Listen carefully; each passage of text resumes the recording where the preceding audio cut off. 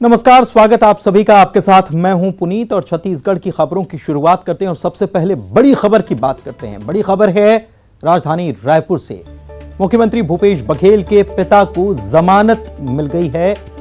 नंद कुमार बघेल को जमानत मिल गई है। जेएमएफसी कोर्ट से उन्हें यह जमानत मिली है। सीएम भूपेश बघेल के पिता जेल से रिहा हो चुके हैं। जमानत मिलने के बाद जेल से उन्हें रिहा कर दिया गया। डीडी नगर थाने में एफआईआर दरअसल उन पर दर्ज हुई थी और एक वर्ग विशेष के खिलाफ उनकी तरफ से टिप्पणी सामने आई थी, जिसके बाद ये एफआईआर हुई थी। 7 सितंबर को पुलिस ने उन्हें गिरफ्तार किया था और अब उन्हें जेएमएफसी कोर्ट से जमानत मिल चुकी है और उनकी जेल से रिहाई भी हो चुकी है। ये तस्वीर हम आपको दिखा रहे हैं जब उनको जेल से रिहा किया गया नंद कुमार बघेल को। इस वक्त की ये तस्वीर रायपुर से बड़ी खबर आपको बता रहे हैं। सीएम भूपेश बघेल के पिता जिन्होंने एक वर्ग विशेष पर टिप्पणी की थी, तो डीडी नगर थाने में एफआईआर दर्ज हो गई थी और उसके बाद उनकी गिरफ्तारी हुई थी। उन्हें अब जमानत मिल चुकी है। और छत्तीसगढ़ में आज मिलेट मिशन का शुभारंभ हो गया है। Indian Institute of Millet research Hyderabad और राज्य के मिलेट मिशन के अंतर्गत आने वाले 14 जिलों के कलेक्टर्स के बीच एमओयू पर हस्ताक्षर हुए। एमओयू के अंतर्गत Indian Institute of Millet research Hyderabad Chhattisgarh में कोदो, कुटकी और रागी की उत्पादन को बढ़ाने, तकनीकी जानकारी, उच्च क्वालिटी के बीज की उपलब्धता और सीड बैंक की स्थापना के लिए सहयोग और मार्गदर्शन करेगा। इसके अलावा आईआईएमआर मिलेट उत्पादन से जुड़ी राष्ट्रीय स्तर पर विकसित की गई वैज्ञानिक तकनीक का मैदानी स्तर पर प्रसार करने के लिए छत्तीसगढ़ के किसानों को प्रशिक्षण देगा। इस मौके पर मुख्यमंत्री भूपेश बघेल ने कहा कि छत्तीसगढ़ आने वाले समय में देश का मिलेट हब बनेगा। उन्होंने कहा कि मिलेट मिशन के तहत किसानों को फसलों की सही कीमत दिलाने के लिए खरीदी की व्यवस्था, प्रोसेसिंग और विशेषज्ञों की विशेषता का लाभ दिलाने की पहल की गई है। उन्होंने कहा कि हम लघु वनोपजों की तरह लघु धान्य फसलों को भी छत्तीसगढ़ की ताकत बनाना चाहते हैं। लघु वनोपजों की तरह लघु धान्य फसलों के वैल्यू एडिशन से भी स्थानीय स्तर पर बड़े पैमाने पर रोजगार के अवसर निर्मित होंगे। कांकेर में इसकी शुरुआत भी हो चुकी है, वहां प्रोसेसिंग यूनिट स्थापित हो चुकी है। स्व सहायता समूहों के बहनों को इससे रोजगार मिल रहा है। लघु वनोपजों की तरह लघु धान्य फसलों को भी हम छत्तीसगढ़ की नई ताकत बनाना चाहते हैं। इस दिशा में पूरी गंभीरता के साथ प्रयास किए जा रहे हैं। किसानों को उपज की सही कीमत दिलाने, आदान सहायता दिलाने, उनकी खरीदी की अच्छी व्यवस्था सुनिश्चित करने, प्रोसेसिंग के जरिए उनके आय में बढ़ोतरी करने के साथ साथ हमने उन्हें विशेषज्ञों की विशेषज्ञता का लाभ दिलाने के लिए भी पहल की है। छत्तीसगढ़ में कोदो, कुटकी, रागी जैसे लघु धान्य फसलों का उत्पादन बढ़ाने और किसानों के आय में बढ़ोतरी करने के लिए संस्था Nutrihub, ICAR, Indian Institute of Millet Research ने अपनी सेवाएं देने के लिए सहमति व्यक्त की है। इधर छत्तीसगढ़ के मुख्यमंत्री भूपेश बघेल ने आज गणेश चतुर्थी के पावन अवसर पर राजनांदगांव जिले वासियों को वर्चुअल कार्यक्रम के माध्यम से लगभग 3.25 करोड़ रुपए की लागत से विभिन्न विकास कार्यों की सौगात दी, जिसमें मां बमलेश्वरी की पावन नगरी डोंगरगढ़ में 2.5 करोड़ रुपए की लागत से बनने वाले सामुदायिक स्वास्थ्य केंद्र के नवीन भवन के निर्माण कार्य का भूमि पूजन और साथ ही जिले के मानपुर और मुढ़ीबार में सहकारी बैंक के शाखा भवन के निर्माण कार्य का शिलान्यास वर्चुअल माध्यम से किया गया।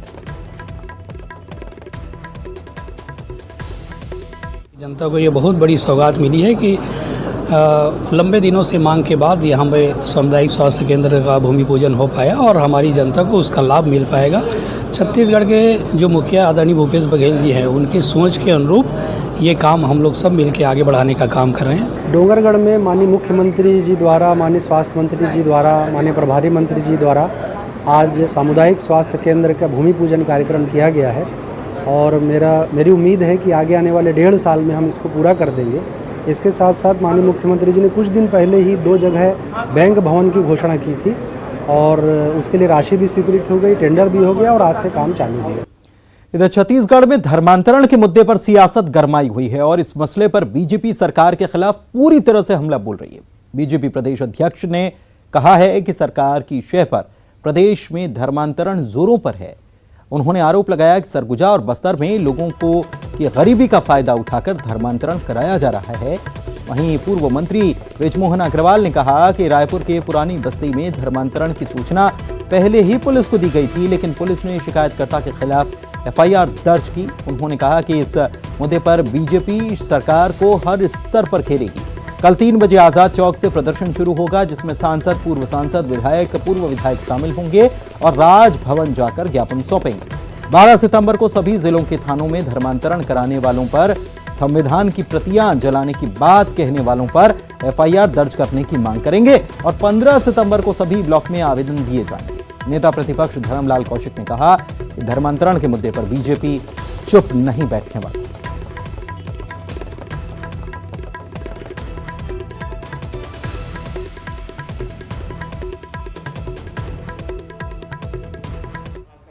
हमारी पार्टी सरकार से मांग करती है, जिस तरह से पूरे प्रदेश में धर्मांतरण के खिलाफ सरकार के सह पर रिपोर्ट नहीं लिखी जा रही है और यहाँ रायपुर के अंदर में पिछले दिनों जो पुरानी बस्ती थाना में जो घटना घटी है, शिकायतकर्ता लोगों के ऊपर में ही मतलब एफआईआर दर्ज हुआ है और जो धर्म परिवर्तन का काम कर रहे हैं उनको सरकार की तरफ से सह दिया जा रहा है, उनको बढ़ावा दिया जा रहा है। इसके खिलाफ में आज सरकार से आग्रह है कि ये सब बंद करें। जैसा मैंने बताया कि कल आजाद चौक गांधी जी की प्रतिमा के सामने से लेकर राजभवन तक का मार्च होगा। 12 तारीख को भारतीय जनता पार्टी के जिले जिले में, थानों में जो इनके कुछ धर्म विशेष के लोगों ने टीवी के कैमरे के सामने कहा है कि हम संविधान की प्रतियां जलाएंगे, हम धर्म परिवर्तन कराएंगे, उनके खिलाफ कार्रवाई करने के लिए आवेदन, एफआईआर दर्ज करने के लिए आवेदन दिया जाएगा। और इसी प्रकार से 15 सितंबर को पूरे प्रदेश के सभी ब्लॉक स्तर पर इस प्रकार के आवेदन दिए जाएंगे कि उनके खिलाफ में जुर्म दर्ज किया जाए। कि जो संविधान के बाद फाड़ने की बात करते हैं, जो संविधान को जलाने की बात करते हैं, ये राष्ट्रद्रोह का मामला है, इसलिए उसके ऊपर में राष्ट्रद्रोह की धारा लगनी चाहिए, तत्काल उनकी गिरफ्तारी होनी चाहिए। न यहां हिंदू शांत बैठे हुए हैं, न भाजपा शांत बैठेगी और इस प्रकार के कृत्यों का उन्हीं के भाषा में जवाब दिया जाएगा। और इधर कांग्रेस ने धर्मांतरण के मुद्दे पर बीजेपी के प्रदर्शन पर प्रतिक्रिया दी है। कांग्रेस के मुख्य प्रवक्ता सुशील आनंद शुक्ल ने कहा कि भारतीय जनता पार्टी अब मुद्दा विहीन पार्टी हो चुकी है। अब बीजेपी मुद्दा विहीन हो जाती है तो वो धर्म की आड़ लेने लग जाती है। भारतीय जनता पार्टी जब जब मुद्दा विहीन होती है और जब जब वह विपक्ष में रहती है, तब वह धर्म की आड़ लेती है। भारतीय जनता पार्टी के पास आज प्रदेश में जन सरोकारों के विषय में बोलने का कुछ भी नहीं है, इसीलिए वह काल्पनिक रूप से छद्म धर्मांतरण के मुद्दे को सामने कर रही है। मुख्यमंत्री जी ने स्पष्ट तौर पे कहा है कि यदि एक भी शिकायत की जाएगी जबरिया धर्मांतरण की, उसके खिलाफ कड़ी से कड़ी कार्रवाई की जाएगी। भारतीय जनता पार्टी का हर छोटा बड़ा नेता धर्मांतरण के खिलाफ बयान देता है, लेकिन किसी भी नेता ने साहस नहीं दिखाया कि थाने में जाकर तहरीर दे। वे दावा कर रहे हैं कि 120 से अधिक शिकायतें की गई है और हमारा दावा है कि जिस प्रकार से प्रेस कॉन्फ्रेंस में उन्होंने एक काल्पनिक आंकड़े दिए हैं, यदि उनमें साहस है तो उन 120 शिकायतों की पावती दिखाएं। भारतीय जनता पार्टी के नेता धर्म के नाम पे, धर्मांतरण के नाम पे छत्तीसगढ़ की फिजा को बिगाड़ना चाहते हैं। रायपुर में बीजेपी की महत्वपूर्ण बैठक हुई। इसमें किसानों के मुद्दे पर भी सरकार के खिलाफ आंदोलन की रणनीति बनाई गई। बीजेपी किसानों के मुद्दे पर एक बड़ा आंदोलन खड़ा करने वाली है। खाद की कालाबाजारी को लेकर पार्टी तहसील स्तर पर सरकार के खिलाफ हल्ला बोलेगी और 13 सितंबर को पूरे प्रदेश में प्रदर्शन का कार्यक्रम रखा गया है। इस बैठक में प्रदेश अध्यक्ष विष्णुदेव साय, पूर्व मुख्यमंत्री रमन सिंह, नेता प्रतिपक्ष धर्मलाल कौशिक और सभी प्रकोष्ठ और जिले के अध्यक्षों ने शिरकत की थी। अपने विचार रखेंगे। भारतीय जनता पार्टी के राष्ट्रीय महासचिव 13 और 14 तारीख को एक आंदोलन जो आज जो किसानों की स्थिति है, छत्तीसगढ़ को अकालग्रस्त घोषित करना, खाद की कालाबाजारी चल रही है, डीपी यूरिया ब्लैक में बिक रहा है, किसान परेशान है। तहसील स्तर पे आंदोलन 13 या 14 सितंबर को प्रत्येक तहसील में भारतीय जनता पार्टी किसान मोर्चा के माध्यम से होगा। इधर बीजेपी की बैठक में प्रधानमंत्री नरेंद्र मोदी के जन्मदिन पर आयोजित होने वाले कार्यक्रम की भी रूपरेखा बनाई गई। बीजेपी महासचिव कैलाश विजयवर्गीय भी इस बैठक में वर्चुअली जुड़े और तैयारियों को लेकर जरूरी जानकारी साझा की। बैठक के बाद बीजेपी प्रदेश अध्यक्ष ने इसकी जानकारी भी दी। भारतीय जनता पार्टी 20 दिन का कार्यक्रम चलाने वाली है सेवा और समर्पण के नाम से, और 20 दिन अलग अलग कार्यक्रम होंगे। जैसे मैंने कहा कि उनके व्यक्तित्व कर्तृत्व का प्रदर्शनी होगा, प्रदेश कार्यालय में, जिला कार्यालय में प्रदर्शनी लगाएंगे। फिर गरीब बस्तियों में, अनाथालय में, अस्पताल में फल वितरण का कार्यक्रम होगा। हेल्थ कैंप जिलों में किया जाएगा और ब्लड डोनेशन का कार्यक्रम हमारे युवा मोर्चा के लोग करेंगे। फिर सफाई का कार्यक्रम चलेगा। और बिलासपुर से खबर है, जहां पर राज्यसभा सांसद सरोज पांडे के खिलाफ चुनाव याचिका लगाई गई है। ये याचिका कांग्रेस के लेखराम साहू की तरफ से लगाई गई है। इस मामले में सरोज पांडे की ओर से 9 गवाहों और लेखराम साहू की ओर से 11 गवाहों की लिस्ट भी हाईकोर्ट में पेश की गई है। अब इस मामले में कोर्ट ने आदेशित किया है कि 1 अक्टूबर को होने वाली सुनवाई में याचिकाकर्ता शपथ पूर्वक साक्ष्यों को प्रस्तुत करें।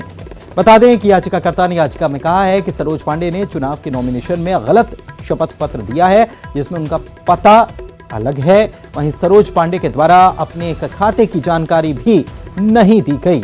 इस मामले में लेखराम साहू ने सरोज पांडे के निर्वाचन को निरस्त करने की मांग कर दी।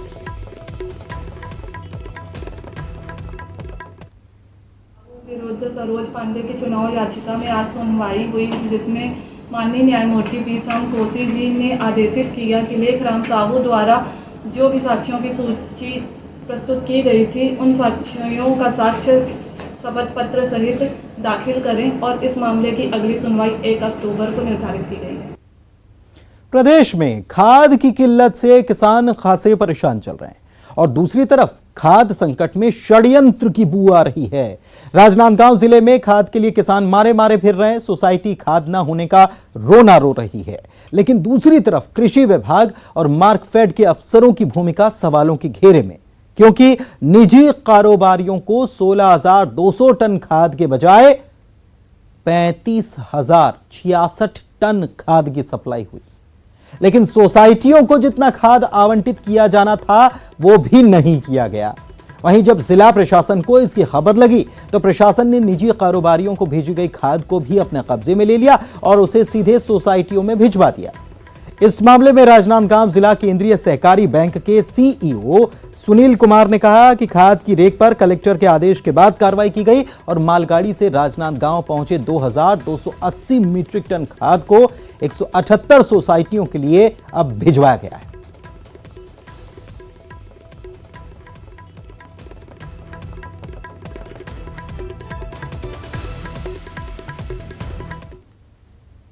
खाद्य केंद्र जो सहकारी संस्थाओं के माध्यम से जहाँ खादों की बिक्री की जाती है, वहाँ पर खाद की आपूर्ति मांग रूप ना होने के कारण ये स्थिति निर्मित हुई थी। निजी क्षेत्रों से शिकायतें भी प्राप्त हो रही थी।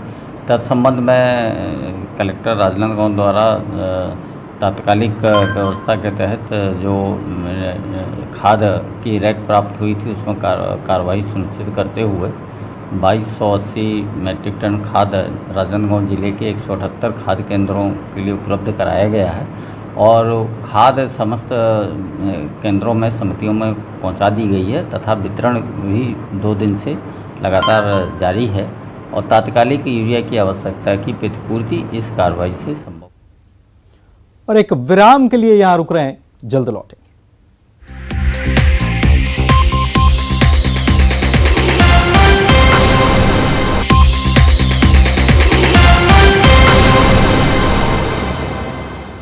ब्रेक के बाद आपका स्वागत है। सरगुजा के लहंगा में एक मासूम बच्चे समेत 3 लोगों की निर्मम हत्या का पुलिस ने खुलासा कर दिया। पुलिस ने इस मामले में 12 घंटे के भीतर ही आरोपी को गिरफ्तार भी कर लिया। आरोपी मृतक का पड़ोसी अरविंद सिदार ही निकला, जो गलत नियत से 8 दिसंबर की रात कलावती के घर में दाखिल हुआ। आरोपी ने उसके साथ जबरदस्ती की कोशिश की, लेकिन महिला ने विरोध किया तो उस पर उसने हमला कर दिया। इस दौरान पास में सो रहा महिला का 10 साल का बेटा भी जाग गया तो आरोपी ने उसे भी मौत के घाट उतार दिया। बच्चे की चीख सुनकर उठे महिला के ससुर पर भी आरोपी ने चाकू से हमला बोल दिया और मौके से भाग निकला। फिलहाल पुलिस ने आरोपी को गिरफ्तार कर लिया। वहीं एसपी ने 12 घंटे के भीतर मामले को सुलझाने वाली पुलिस टीम को इनाम देने की घोषणा कर दी है।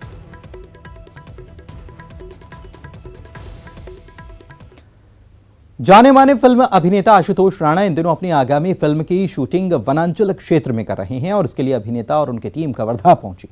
मुंबई की पूरी टीम कवर्धा राजमहल में रुकी है। सूत्रों के मुताबिक कई फिल्मी हस्तियों के यहां आने का कार्यक्रम भी है। फिलहाल यूनिट ने मीडिया से कोई बात नहीं की है। और एक बड़ी और एक अच्छी खबर इसे कह सकते हैं, क्योंकि रायपुर से ये बड़ी खबर ये है कि बारिश को लेकर अलर्ट जारी किया गया है। जी हां, एक तरफ प्रदेश में सूखे को लेकर किसान परेशान हैं, तो दूसरी तरफ एक बार फिर से बारिश का अलर्ट आया। मौसम विभाग ने यह अलर्ट जारी किया है। कल कई जिलों में भारी बारिश हो सकती है। 24 घंटे से वैसे भी कई जिले ऐसे हैं जहां तेज बारिश हो भी रही है और तेज बारिश के बाद किसानों को एक बड़ी राहत मिली है। किसानों के चेहरे खिल गए हैं। दुर्ग में 17.8, रायपुर में 40.5 मिलीमीटर बारिश हुई है, तो डूंगरगांव में 67 और लोरबी में 80.5 मिलीमीटर बारिश हुई है। और इस बीच मौसम विभाग ने एक बार फिर से प्रदेश के कई अन्य जिलों में भारी बारिश का अलर्ट जारी कर दिया है।